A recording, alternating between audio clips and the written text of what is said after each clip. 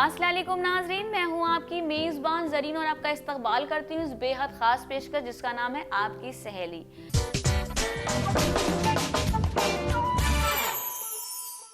नाजरीन, आज के इस एपिसोड में हम क्या लेकर आए हैं आपके लिए ख़ास। आज के इस एपिसोड के पहले सेगमेंट में हम आपको थोड़ा ट्रेंडी बनाएंगे और इसके दूसरे सेगमेंट में हम आपको एक क्लासिकल डेकोर थीम का एक आलीशान नज़ारा दिखाएंगे और इसके तीसरे यानी आखिरी सेगमेंट में हम आपको देंगे काम की टिप। तो हमारे प्रोग्राम का आगाज करने से पहले चलिए दिखाते हैं इसकी कुछ झलकियां।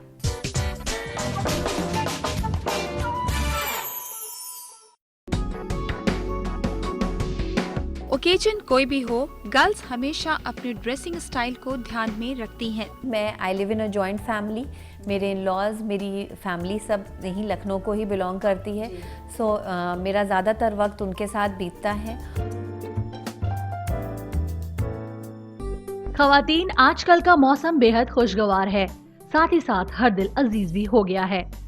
लेकिन खूबसूरती के लिहाज और खास तौर पर स्किन के लिए ये मौसम आजमाइश भरा होता है।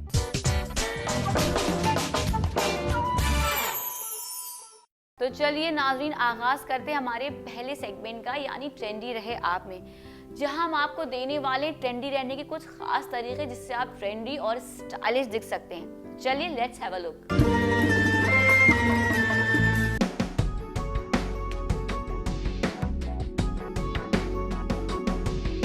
ओकेजन कोई भी हो, गर्ल्स हमेशा अपने ड्रेसिंग स्टाइल को ध्यान में रखती हैं।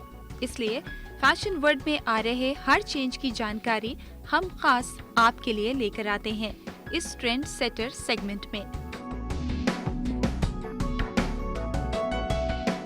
आज हम बताएंगे सेमी फॉर्मल और सेमी ट्रेडिशनल ओकेजन पर आप कैसी कुर्ती ट्राई करें। कुर्ती की खासियत है इसका इंडो वेस्टर्न स्टाइल यानी इंडियन सीक्वेंस काम के साथ पोल्का डॉट्स का प्रयोग इसे बनाता है बिल्कुल हटके।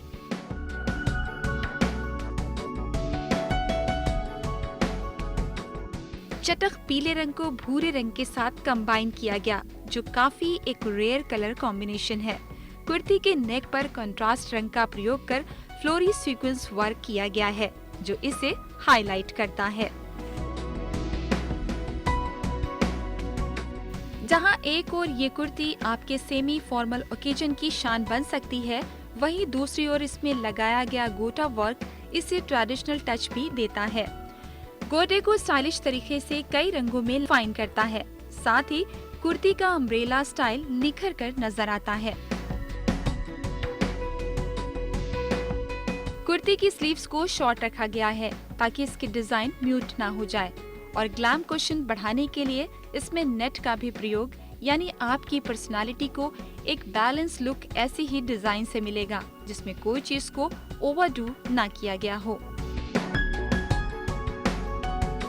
ऐसी कुर्तीज के साथ ज्वेलरी पीसेस को थोड़ा डाउन प्ले करें तो ही बेहतर है। इसको परफेक्ट लुक देने के लिए पिंक राउंड बटन को कुर्ती के फ्रंट एरिया में लगाया गया है, साथ ही नेक डिजाइन को फ्लोरी सीक्वेंस वर्क से हाईलाइट किया है। इसके साथ आप नेट का दुपट्टा या चाहे तो विदाउट दुपट्टा भी कैरी कर सकती हैं। अब बात करते हैं मेकअप की। ऐसी क्लोथिंग स्टाइल के साथ जरूरी है सही मेकअप टेक्निक, यानी अपने मेकअप को रखें लाइट, चाहे तो वाइब्रेंट लिप ग्लास का यूज कर सकती हैं। क्लासी आई मेकओवर जरूर रिकमेंडेड है। हेयर स्टाइल में बालों को अपने फेस कट के अकॉर्डिंग अपनाएं। इजी होगा अगर बालों को सिंपल ओपन हेयर स्टाइल या पिन अप कर लें। चूड़ीदार अम्ब्रेला कट इस कुर्ती के साथ वेज हील या पॉइंटेड हील्स प्रिफरेबल है। शादियों के सीजन में दीजिए खुद को एक नया लुक। कुछ एक्सपेरिमेंट जरूर करें, मगर ध्यान रहे कि आपकी पर्सनालिटी का भी, ताकि हर ओकेजन पर आप नजर आए जस्ट परफेक्ट। तो तो नाज़रीन, ट्रेंडी तो आप हो गए हैं, लेकिन ट्रेंडी होने के बाद आप जल्दी से अपनी सेल्फी क्लिक कीजिए, क्योंकि हमारे प्रोग्राम में आगाज़ हो गया सेल्फी क्वीन कॉन्टेस्ट का। अपने नाम और डिटेल्स के साथ अपनी सेल्फीज हमें भेजिए। जो सेल्फीज हमें पसंद आएंगी उन्हें हम अपने प्रोग्राम में ज़रूर से दिखाएंगे, और हो सकता है कि वो लकी सेल्फी क्वीन आप ही हो। तो नाज़रीन, यहाँ पर रुकेंगे एक वक्फे के लिए, लेकिन वक्फे के पार हम आपको ले चलेंगे एक आलीशान सी रिहाइश गाह में। तो कहीं मत जाइएगा, देखते रहिए हमारी खास पेशकश आपकी सहेली।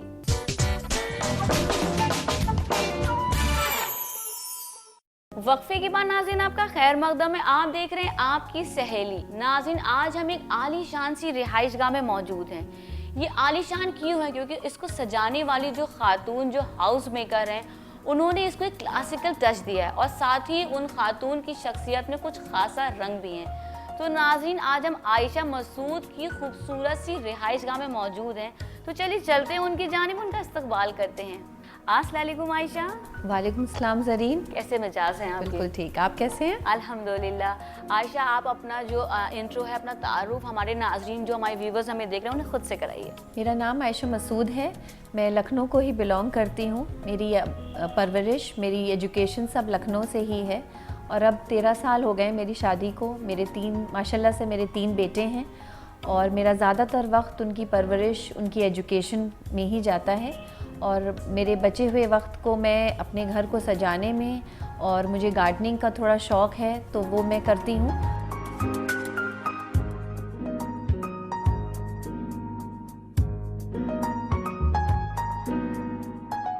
जैसे कि आयशा आपने बताया कि आपको गार्डनिंग का माशाल्लाह बहुत शौक़ है, तो बॉन्साइज का भी क्या शौक़ रखते हैं आप? जी, मैंने थोड़े बॉन्साइज भी डेवलप किए हुए हैं अपने लॉन में के लिए, और बाकी मुझे ग्रीनरी, और जैसे आपने देखा होगा और मैं आगे आपको दिखाऊंगी भी बाहर, तो मेरा ज़्यादातर वक्त इसी सब में गुजरता जी, है। गुजरता है। जैसे कि आयशा बता रही हैं कि आपके अंदर इतना गार्डनिंग का शौक़ है, जैसे बॉन्साइज की अगर बात करें तो कैसे इसको इस्टेब्लिश करती हैं, क्या कैसे इसका सब करती हैं आप? जी, मुझे बचपन से ही शौक़ रहा है। मेरे फादर को बहुत इंटरेस्ट रहा, तो मुझे भी उनसे सीखने को मिला, और मैं अपने घर में थोड़ा बॉन्साइज को डेवलप किया है। और बाकी मुझे लॉन और ग्रीनरी का बहुत शौक़ है, तो मैं उसको भी खुद पर्सनली देखती हूँ और मैनेज करती हूँ। चलिए आयशा, ये तो आपके शौक़ की बात हो गई, आपके बॉन्साइज की बात हो गई, लेकिन जैसे हमने आपके रिहाइश गाह में कदम रखा तो माशाल्लाह बिल्कुल क्लासिकल टच दिखा।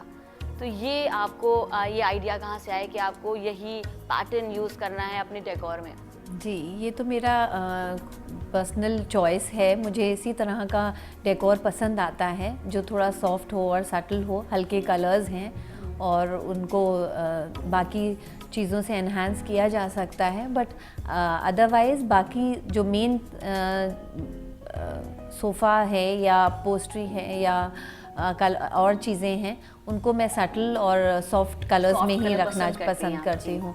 और जैसा आप देख रहे हैं, ये सारा फर्नीचर क्लासिकल है, और मुझे यही स्टाइल पसंद है। थोड़ा सा लगता है जी, बहुत। और मैं ये थोड़ा पुराने स्टाइल का, कुछ आप कह सकते हैं कि पुराने स्टाइल का दिखता है, एंटीक स्टाइल में दिखता है। आयशा, जो आपने अपने डेकोर पे जो कलर थीम जो आपने का इंतखाब करा है आपने, तो ये पूरा सिंक कर रहा है, तो इसमें क्या आपकी? जी, जैसा आप देख रहे हैं, इसमें मैंने बहुत सॉफ्ट कलर्स यूज़ करे हुए हैं। मोस्टली पेस्टल्स हैं, ऑफ वाइट है, फर्नीचर भी उसी कलर का है। और इससे ये होता है कि जो हम एक कलर ऐड करना चाहते हैं, वो बाहर निकल के आता है, नुमायाँ होता है ज़्यादा। हर एक चीज़ ज़्यादा नुमायाँ होती है, हाईलाइट होती है, और हम इसमें कलर ऐड कर सकते हैं अपनी चॉइस से, जो आपको मुझे पर्सनली बहुत भड़काऊ कलर्स नहीं पसंद हैं, इसलिए मैं अपने कुशन्स को और बाकी थोड़ी चीज़ों से ही कमरे को थोड़ा ब्राइट अप करने की कोशिश करती हूँ।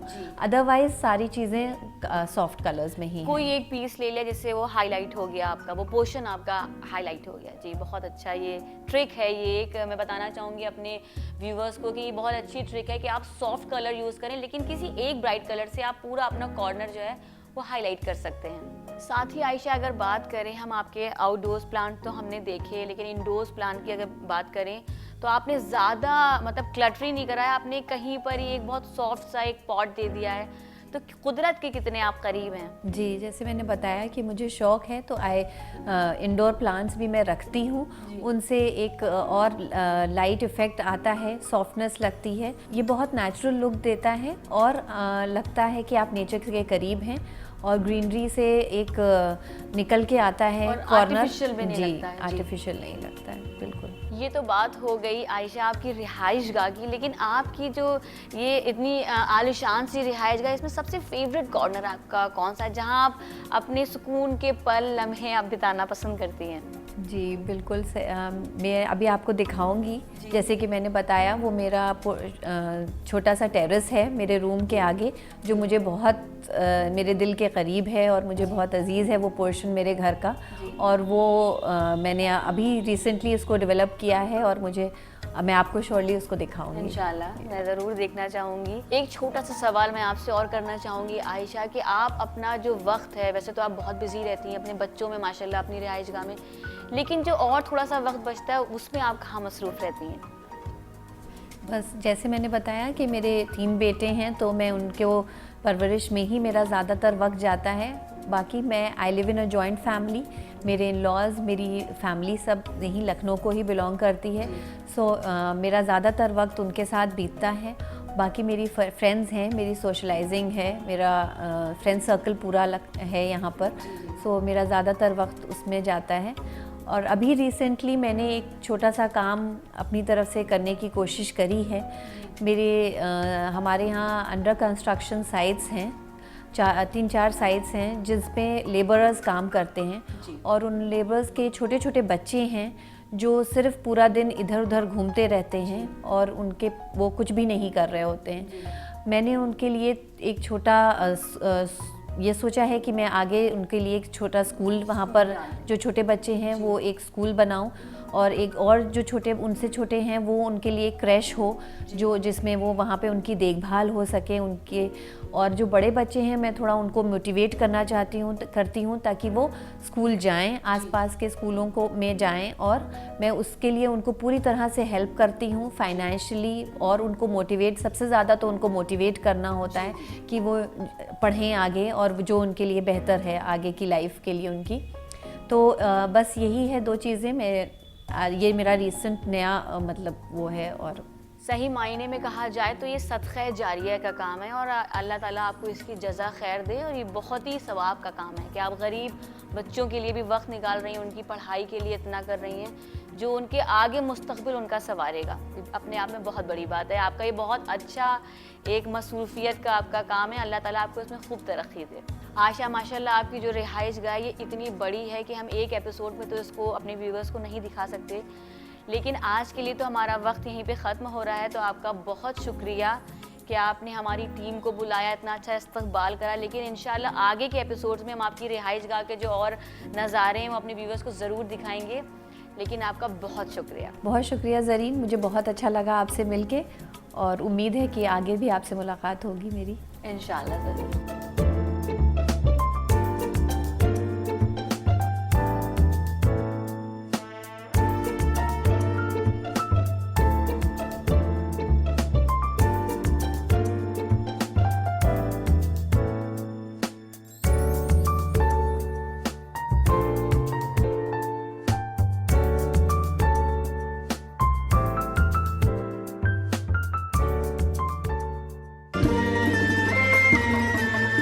देखा नाज़रीन आपने कि हमने आपको आयशा मसूद की इस खूबसूरत और आलीशान रिहाइश गाह दिखाई।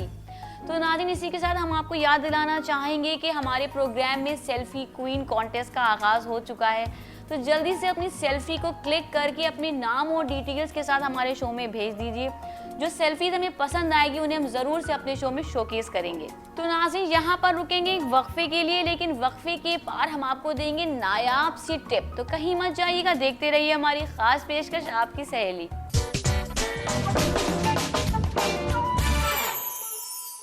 वक्फे के बाद नाज़रीन आपका खैर मकदम है, आप देख रहे हैं आपकी सहेली। नाज़रीन आज के इस एपिसोड में हमने आपको इतना कुछ खास दिखाया कि शो और भी ज़्यादा इंटरेस्टिंग हो गया है।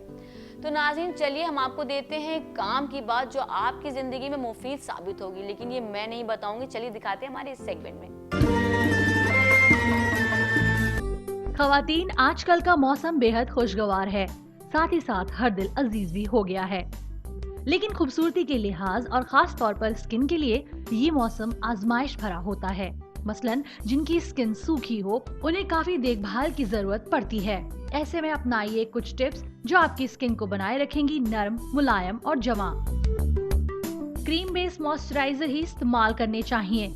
स्किन की क्लींजिंग के लिए माइल्ड यानी मुलायम फेस वॉश का इंतखाब कीजिए। धूप में बाहर निकलने से पहले मॉइस्चराइजर बेस्ड सनस्क्रीन जरूर लगाएं। इसके साथ ही ध्यान रखिए कि मेकअप उतारने और हटाने के लिए भी मॉइस्चराइजर बेस्ड क्लींजर ही इस्तेमाल करना बेहतर साबित हो सकता है। खवातीन, इस मौसम में नारियल तेल रूखी और बेजान स्किन के लिए मुफीद साबित होता है। नारियल तेल एंटी एजिंग और एंटीऑक्सीडेंट खूबियों से भरपूर है और स्किन में डिटॉक्सिफिकेशन में मददगार भी है। इस तेल से स्किन की खोई हुई नमी लौटती है। नारियल तेल धूप, धूल और मौसम की तीखी मार से बचाते हुए मेकअप की नमी बनाए रखता है। रूखेपन से बचे रहने के लिए क्रीम्स और ब्यूटी प्रोडक्ट्स का शदीद इस्तेमाल करना चाहिए, लिहाजा स्किन में पोर्स बंद हो जाते हैं। इन वजह से स्किन बेजान, रूखी, सूखी दिखती है। इसीलिए हर दिन एक बार स्क्रबिंग जरूर होनी चाहिए। इससे स्किन पोर्स खुलते हैं, स्किन नर्म और मुलायम बनी रहती है। साथ ही साथ व्हाइट और ब्लैक हेड्स और मुहासों की दिक्कत भी दूर हो जाती है। खुश्क मौसम में अमूमन प्यास कम लगती है और आप पानी पीने में कंजूसी कर जाती हैं। इस वजह से आपकी स्किन डिहाइड्रेशन की शिकार भी हो सकती है। वो रूखी और बेजान लगने लगती है। इसीलिए इस मौसम में थोड़ी थोड़ी देर बाद पानी जरूर पीते रहना चाहिए। आप हल्का गुनगुना पानी भी पी सकती हैं। इससे स्किन में जमा टॉक्सिन्स जिस्म से बाहर निकल जाते हैं और आपको दस्तयाब होती है खिली निखरी खूबसूरती। खवातीन, ठंडक के मौसम में धूप अच्छी लगती है और लोग ज्यादा वक्त धूप में बैठना पसंद करते हैं। आम तौर पर इस मौसम में खवातीन सनस्क्रीन का बहुत कम इस्तेमाल करती हैं, जबकि हकीकत में धूप की नुकसानदायक किरणों से स्किन की हिफाजत करना बेहद जरूरी है। इसीलिए इस मौसम में भी घर से बाहर निकलते हुए सनस्क्रीन का इस्तेमाल जरूर करना चाहिए। सर्दियों में चेहरे के अलावा पैरों की यानी एड़ियों की खास तौर पर देखभाल लाजमी होती है। ठंडक में एड़ियां फटने, सख्त होने की शिकायत बहुत आम हो जाती है। इसीलिए रोज सोने से पहले पैरों, एड़ियों में कोल्ड क्रीम या मॉइस्चराइजर लगाना चाहिए। एड़ियों की सख्त स्किन या परत को हटाने के लिए महीने में 2 बार इसे एक्सफोलिएट जरूर करना चाहिए। तो देखा खवातीन, इस आजमाइश भरे मौसम में आपकी रूखी स्किन की देखभाल आपको कैसे करनी है, ये आज आपने जान लिया हमारे इस सेगमेंट में। आप घर बैठे ही इन आसान तरीकों से पा सकती हैं चांद सी रोशन स्किन। तो नाज़रीन, इस काम की टिप के बाद मैं आपको एक और टिप देना चाहूंगी कि जल्दी से अपना मोबाइल फोन उठाइए, अपनी खूबसूरत सी सेल्फी क्लिक कीजिए और अपने नाम और डिटेल्स के साथ हमारे फेसबुक के पेज पे भेज दीजिए, या आप हमें ईमेल भी कर सकते हैं। हो सकता है हमारी नेक्स्ट सेल्फी क्वीन आप ही हो। तो नाज़रीन, इस खूबसूरत सी मुलाकात के बाद, इस दिलचस्प एपिसोड के बाद अब वक्त हो गया है आपसे अलविदा कहने का। तो मुझे और मेरी टीम को इजाजत दीजिए। अपना बेहद ख्याल रखिएगा। अल्लाह हाफिज।